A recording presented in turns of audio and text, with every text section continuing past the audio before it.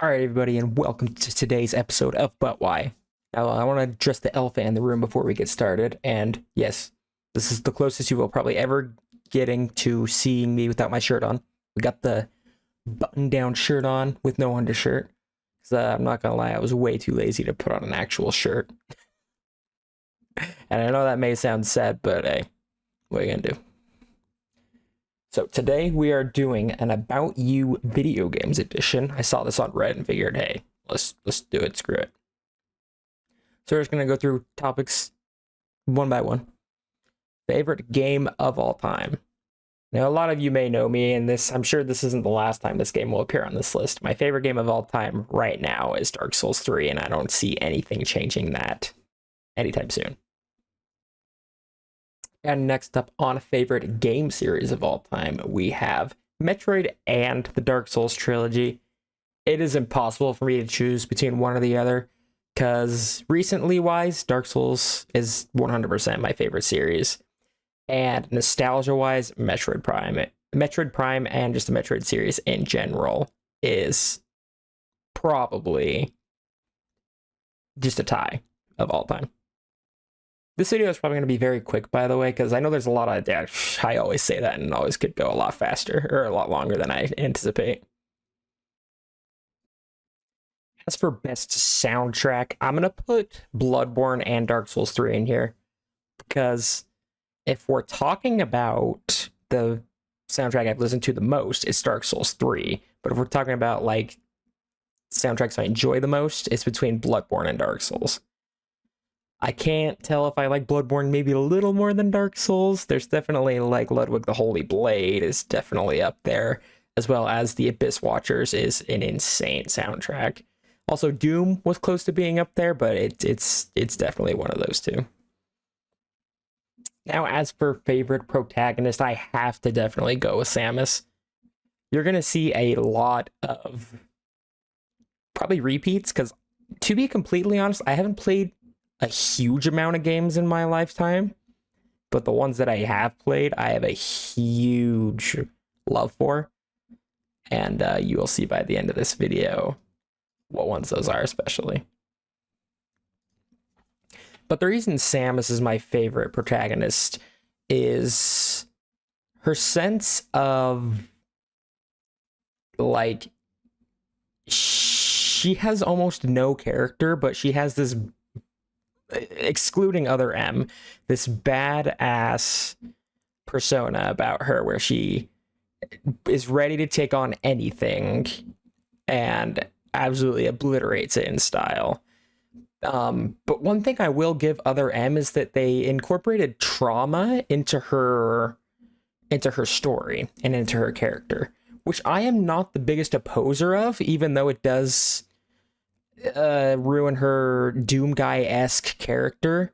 But that's another reason I like Guts as a character from Berserk so much, is because he has so much trauma, and it showing how he's evolved as a character from that trauma.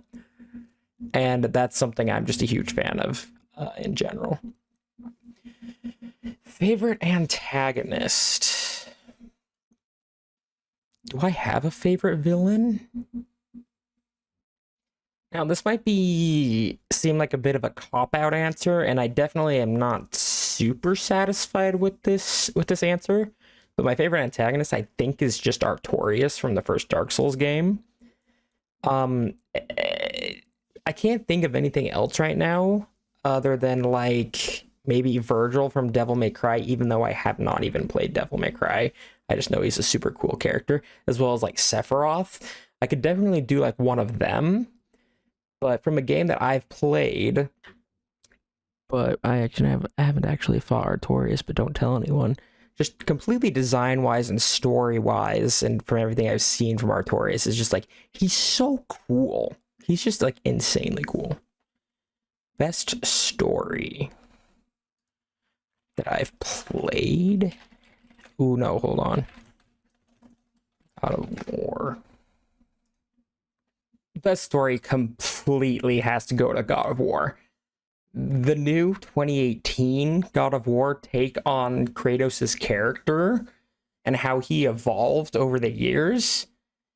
And it's another thing that, like, he's this protagonist has dealt with trauma and, like, you know, a troubling past. And I am just a huge fan on seeing how these characters evolve and just this story in general with all, like, with, like, the plot twists, the twists and turns, the gameplay. It's just, Cory Barlog just did amazing with the new story. Okay, not played but want to, we have Devil May Cry. Everything about this series looks so cool. Everything I've seen, everything I've heard, the characters, the stories, the gameplay, it all looks so cool. Now, admittedly, I do have every single Devil May Cry game. I just haven't gotten the time, or like I haven't had the motivation, Virgil, reference everyone, to actually pick up the series. Because if a game doesn't grab my attention instantly, I have trouble playing it. And I did start with the first Devil May Cry, and it wasn't making much sense to me. And I know the game is old, but around when I started playing, it was around Elden Ring, when Elden Ring came down. I'm just playing that in forever. So I eventually want to get to the game Devil May Cry. But I also want to, another one up there could be Metal Gear Resurgence. You love but everyone hates. Now this one's a bit of a cop-out answer because it's not too true. I love Metroid Prime 2. It's the first Metroid game I personally played. The soundtrack in that game, in my opinion, excluding the Metroid Prime theme, has the best soundtrack across the 3 Metroid Prime games. It is incredible, and like I said, no one hates Metroid Prime 2, but I think people would collectively agree that it is the worst out of the 3. And I don't have an opinion on that, because I love all 3 games roughly the same. And as for the you hate but everyone loves, I don't hate Fortnite, it's just not my cup of tea. And this might not even be a hot take anymore, that, you know, people aren't the biggest fan of Fortnite anymore. Like, I guess another one or two you could say is Rainbow Six Siege. I don't hate it, I just never played it, and I don't see the appeal, as well as Warzone. I don't hate it, I just don't see the appeal. But I'm not the like hardest person to like, you know, impress. I guess you could say like League of Legends as well, but I've just never given these games a fair chance. I've played Fortnite, I don't enjoy it particularly too much, but I'll play it. It's fun. But I don't, yeah, like I've said, particularly enjoy it. Best art style. I think for best art style, I have to give it to Hollow Knight. As you've noticed, there's like a common theme here where I like Soulsborne type games, meaning I like dark, gloomy worlds where you're alone against the world. But if you've seen Hollow Knight, it's got this cute yet dark art style. It's got this like gloomy soundtrack. It's got this, the soundtrack is great, by the way, in boss fights. But yeah. Favorite ending. As for favorite ending, I'm gonna go with the secret ending from Dark Souls 3. For those of you that don't know, there's this ending in Dark Souls 3 where you're about to get one of the endings, but it gives you like a couple seconds to act with your character. Like literally like 5 seconds, maybe a little bit more than that, but it's like a very short amount of time. You can attack the Firekeeper and take the first flame for yourself, and you don't even get an achievement for it. Like it's that secret. But I think that can be considered my favorite ending.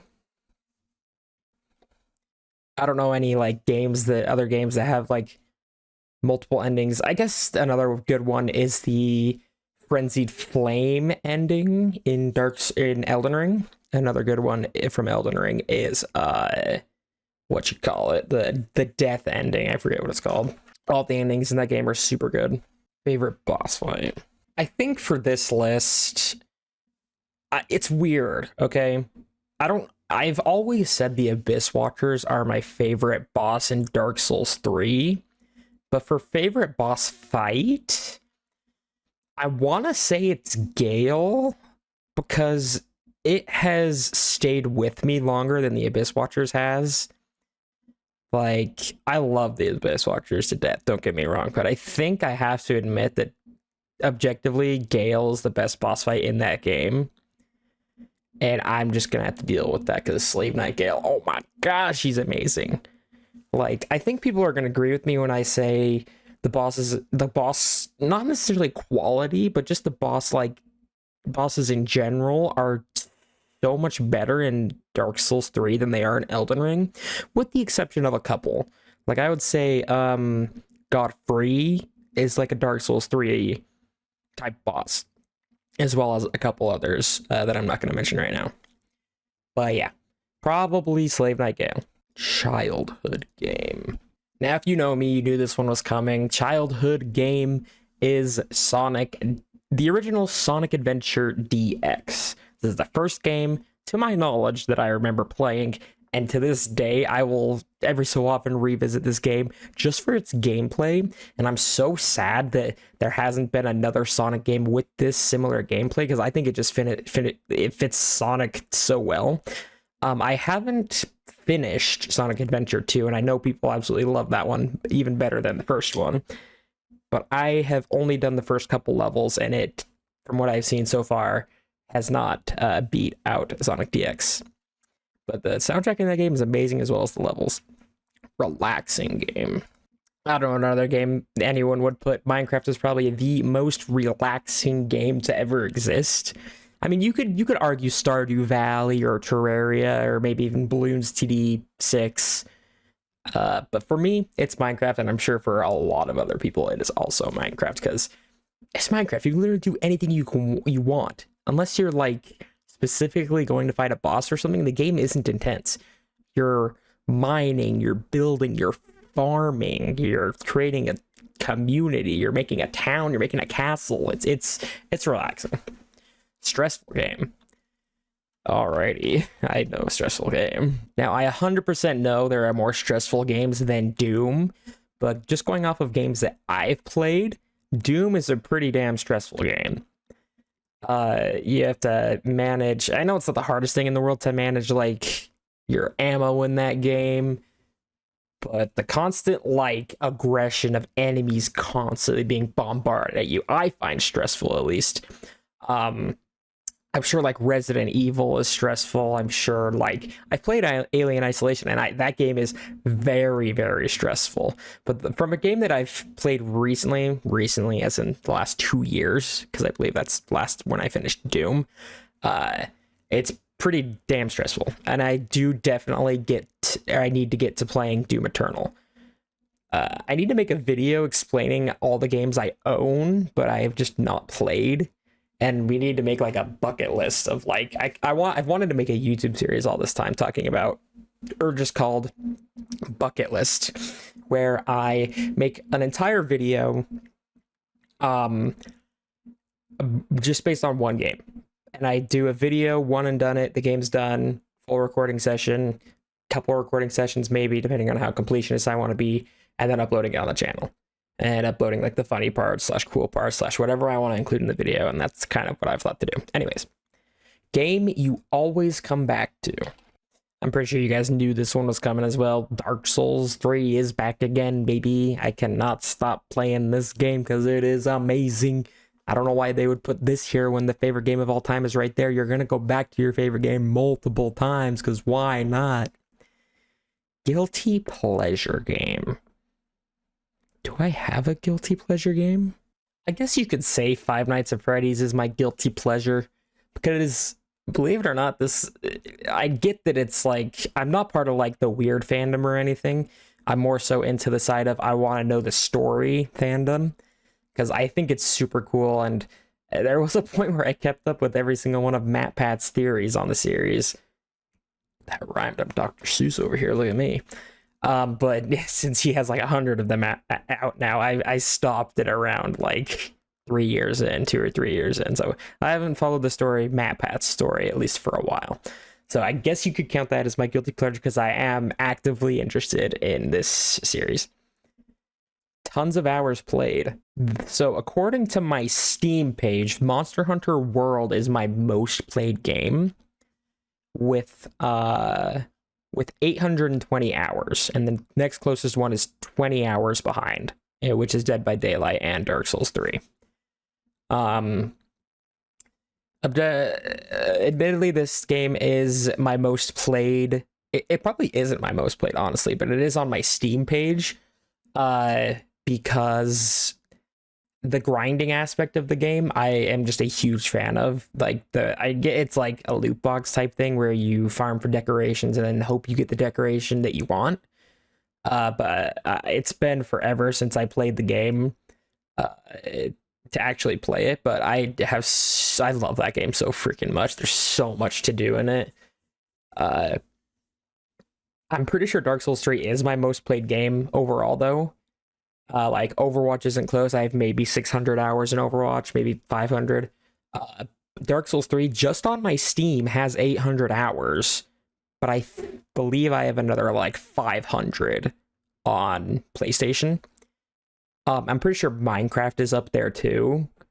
I wish I told you how much you played Minecraft, because I'm sure I have tons of hours in that game, because I haven't actively played Minecraft in a couple of years now, but I played it religiously ever since 2011 when it came out. I've played the game since it had the Minecraft PE free edition, where you started a world and when you exited the world, it would not save the world, and the worlds weren't infinite on PE either. Pocket Edition, that's what PE stands for.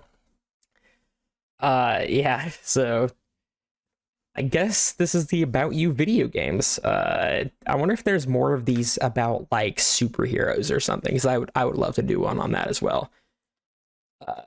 Well, there you have it. That was this week's episode of But Why. I hope you guys have been enjoying the Elden Ring episodes that have been coming out. We are, as of right now, up to Altus in the streaming. The videos, I believe, are still in Kaled as of the video that came out today. So these videos might be going on a while. I just saw a Reddit post yesterday that talked about a guy that made a 150-part series, and I looked at the series, and it looked like they were like 44 or 45-minute episodes for like 155 of them. I'm hoping ours won't take that long. I'm pretty sure it won't, since we're almost halfway through the game. I'm guessing we'll have around 60-ish episodes. I've been trying to keep them to about 20 minutes each, with semi-decent amount of editing in all of them. So if the episode count gets a bit too high, I guess I'll try to make the episodes longer, which that is admittedly not what I wanted.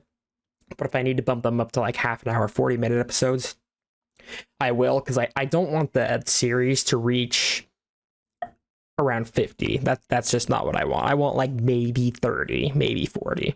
So we'll see where that takes us. This was about me video games. Enjoy this last video ever about unbuttoned, no undershirt episode, because this is the last it'll probably ever happen. And yeah, see you guys in the next one. Bye bye.